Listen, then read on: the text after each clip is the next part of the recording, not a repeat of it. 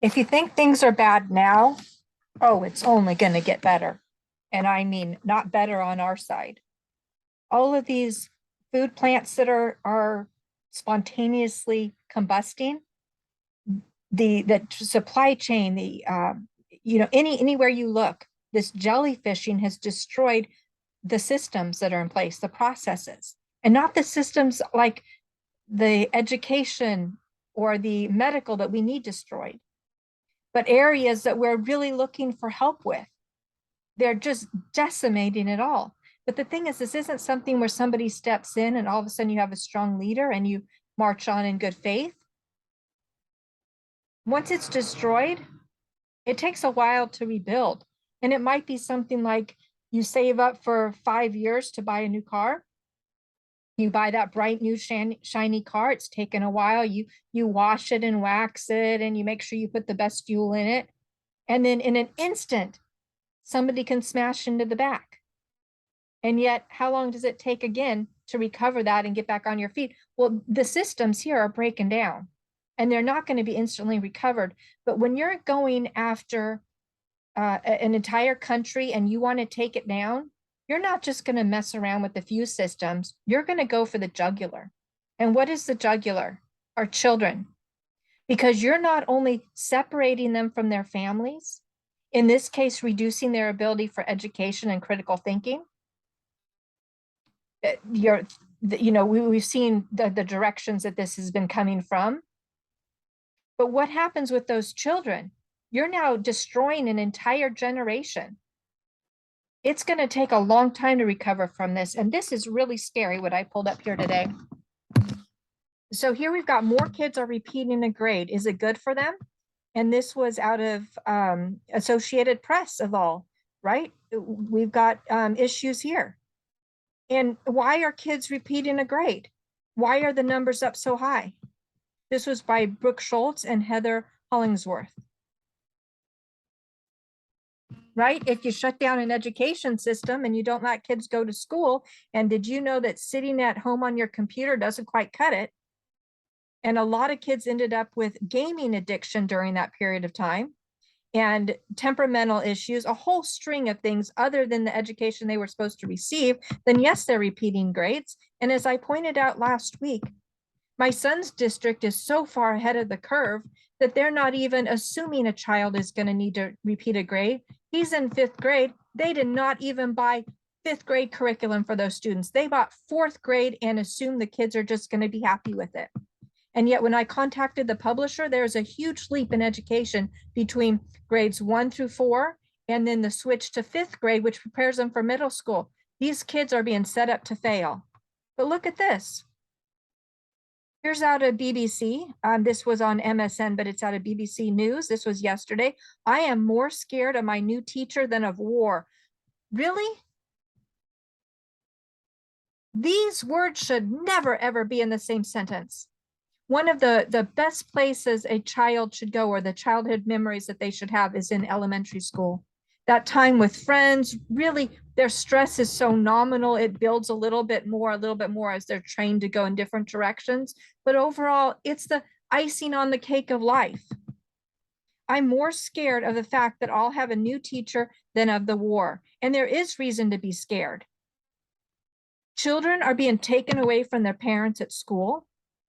It's on purpose, whether it's any of these core teachings or CRT or any of these, or even the trans conversation of providing a better solution for your child than you and not even having to tell you about it. Not only should you be scared, children are frightened too. And here we go into schools in the US start too early. A later start would improve attendance, graduation rates, and academic performance. I guarantee this is set up as another jellyfish scenario. Those kids have nothing better to do than get in bed at a responsible time, sleep through the night, get up bright and early, prepare themselves for school, and go to school. This is the way the United States is set up. This is not another third world country. This is the United States. But wait a minute. We can let them roll out of bed later. That means they can stay up later. There's different effects on our whole biorhythm when we're offset on our sleep cycles. They won't be able to focus as much or study, but also economically, if you have a child who now starts at, let's say, 9 or 9:30 in the morning instead of 7:30 or 8 in the morning, it is more difficult for them to earn money after school if needed for the family, because they're out an hour or so later, in some cases 2 hours later. And then they would get off work after dark. And in most states, there's a restriction on what time they can work till. You're restricting the financial ability in cases of need. But if in fact you are looking to all of these individuals, the 40 to 60,000 known, and I'd heard it's up to around 168,000 unaccompanied minors who are brought into this, escorted into this country over the last year, and that is child trafficking. There's no way around it. Then in fact, you would want a later start time, because you would want those children who are undocumented, who don't clearly exist, who have no protections, to work all night. And if they get caught and pulled into a system and have to go to school, it's better for them to roll in around 9 than 7, because they might be awake by then. This is absolutely inexcusable. How about higher quality education and better hours that are suitable to the human cycle?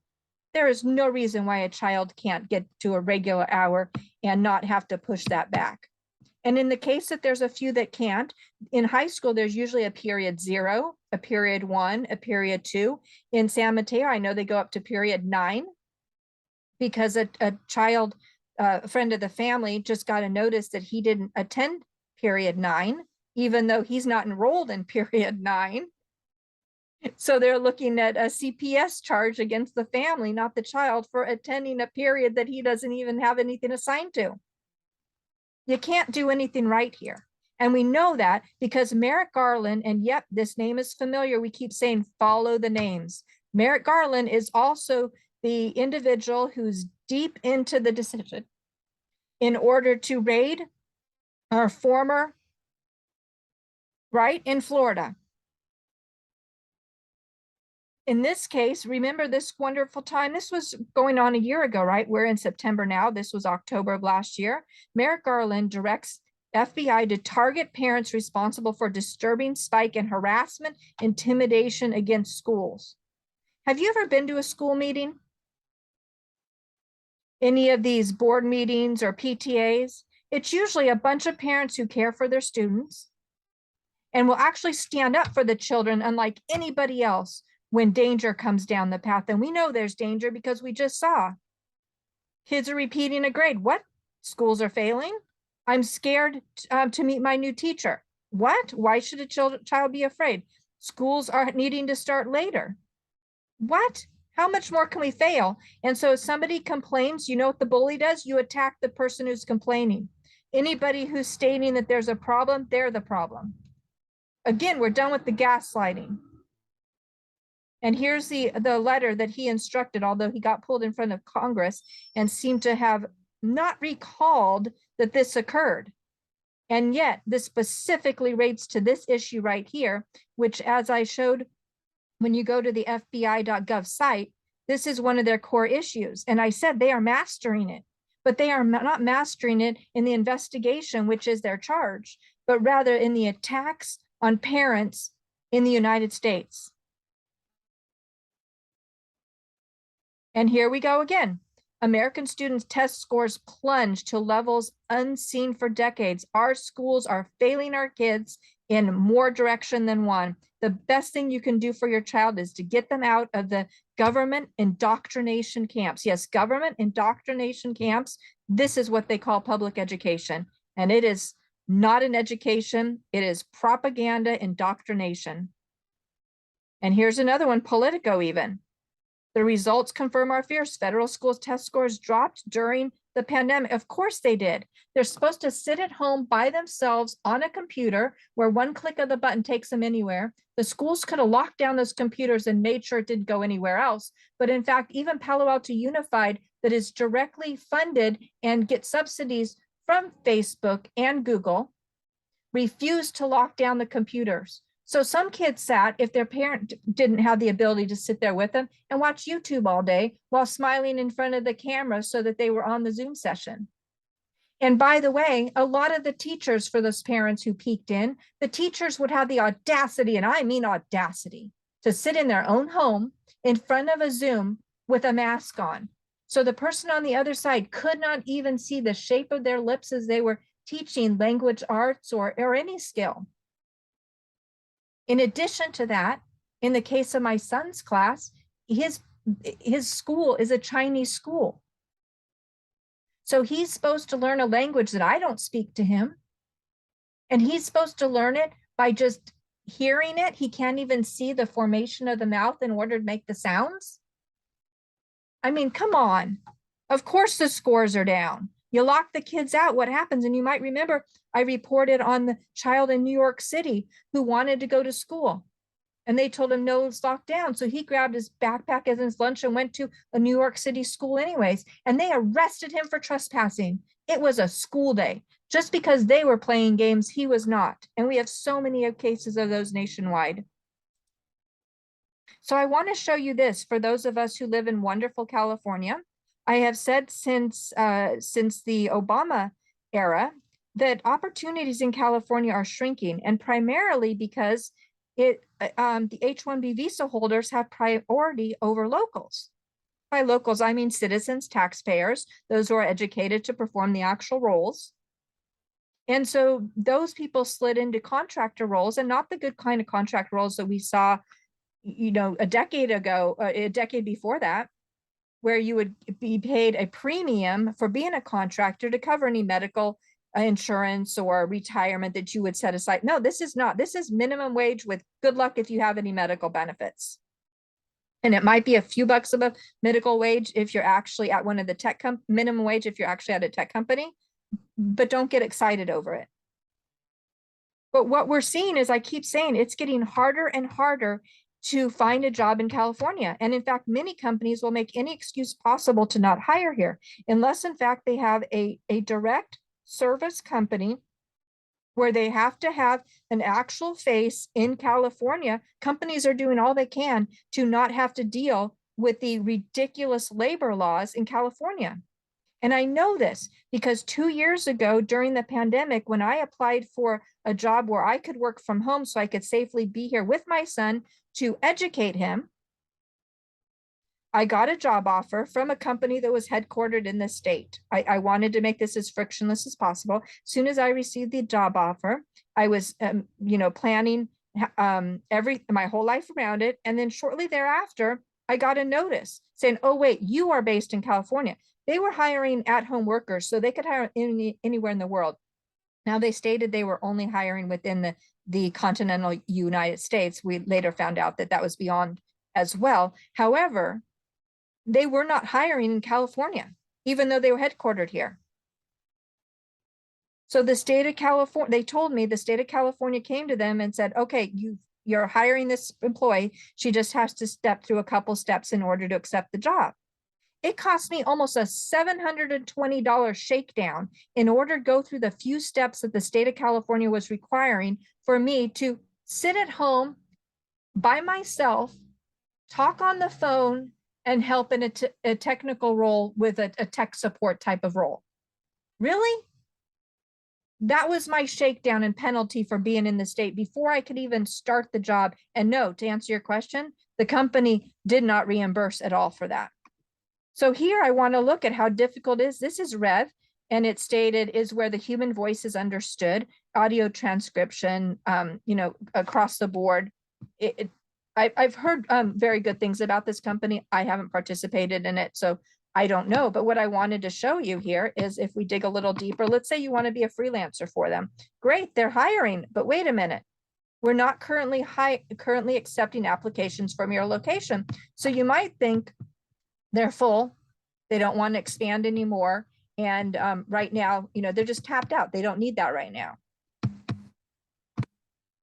You click on learn more.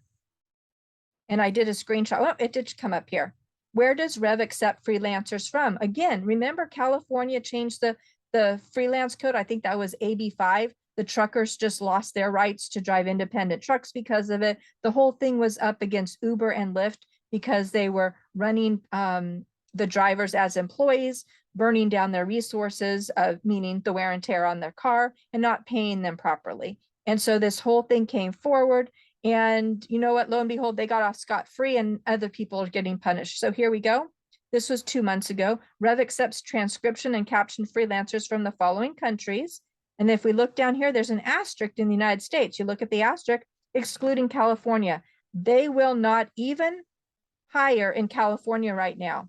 Now, as you're applying for other jobs, and if your address is California or you send it from an IP address in California, why a VPN is very, very important and an ID outside of your state becomes necessary, you are getting overlooked for jobs merely because of the state you sit in and the policies that they've created that go after companies for any level reason. It makes it very difficult for any size business, small business or large, to do business in the state.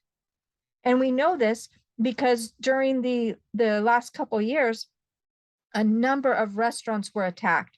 They were shut down. These families have lost everything. And you might recall many of them doubled down after the dot-com crash, right? After people lost their tech jobs and there was a ripple through society, people took equity out of their home. They took retirement savings and they started a small business. Those small businesses had been slowly wiped out. I've spoken several times as to different tactics this federal government has taken. Some very, very direct with their small business program that they promised contracts, didn't provide the contracts, charge the companies or force them to pay a lot of money in order to do quarterly reporting, even if the amount was zero, and then pulled the rug out under them, forcing many companies to close. But here in this case, a lot of restaurants in San Jose and Santa Clara County and Silicon Valley went the wayside. Meanwhile, big box stores, as you can recall, Walmart, Target, Home Depot, they all stayed open. But heaven forbid a small mom and pop store, they were closed. So San Jose itself now has a San Jose restaurant replacement program. Do you get it? They already have funds in place through the Office of Economic Development. And no, the mayor's office will not even respond. So go to OED if you're in the area, in order to establish a replacement. People, we are being replaced and they're just not even joking about it anymore. In every direction, we are being replaced. So here, I didn't know if that other page had opened. So this goes into a little more detail on work from anywhere except for California. And I wanted to pull up one more thing here. This was a LinkedIn conversation and it was actually, I guess 7 years in it, how time flies. Your boss is putting you on a PIP, now what? For many of us, we didn't know what a PIP was. You could go through your entire career and not ever have a PIP.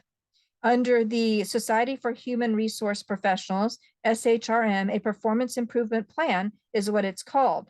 It's a performance action plan. But what I'm seeing in tech companies, they are weaponizing this tool.